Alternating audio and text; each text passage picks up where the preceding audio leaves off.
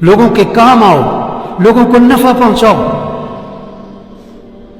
کوئی مصیبت زدہ آپ کے پاس آیا ہے، اپنی سعادت سمجھو، اس کے کام آؤ، اس کو نفع پہنچاؤ، اس کی مدد کرو.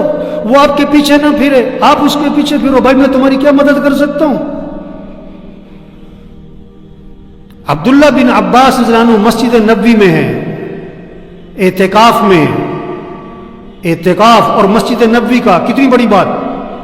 ایک شخص کو دیکھا، اس کے پاس گئے، شریعت کا مزاج دیکھیں، اس کے پاس گئے اور جا کر کہا کہ تم مجھے بڑے پریشان لگ رہے ہو.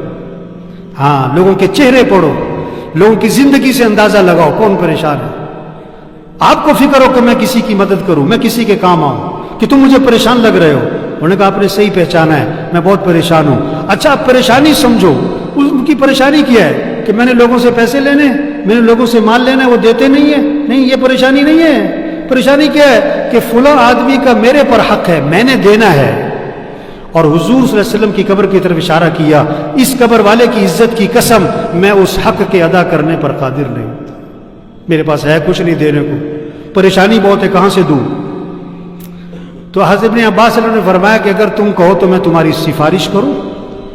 ہاں، جو سفارش کر سکتا ہے کرنی چاہیے، جو کسی کی بات کہیں پہنچا سکتا ہے پہنچانی چاہیے. تو میں تمہاری سفارش کر دوں؟ انہوں نے کہا جی بڑی مہربانی ہوگی. جوتا لیا، مسجد سے باہر نکلے، چل پڑے اس کی سفارش کرنے.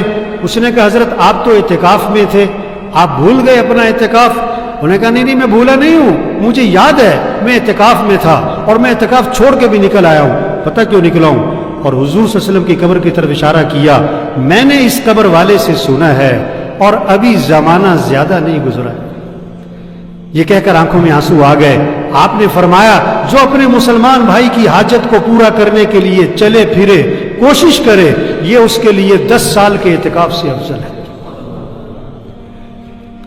10 سال کے اعتکاف سے افضل ہے. کسی کی مدد کرو، کسی کے کام آؤ. مسئلہ حل ہو یا نہ ہو، آپ کوشش کرو اس کا مسئلہ حل کرنے کی. آپ نے فرمایا واللہ فی عون العبد ما کان العبد فی عون اخیہ. اللہ پاک اس وقت تک اپنے بندے کی مدد میں خود لگے رہتے ہیں جب تک وہ اپنے کسی بھائی کی مدد میں لگا رہتا ہے.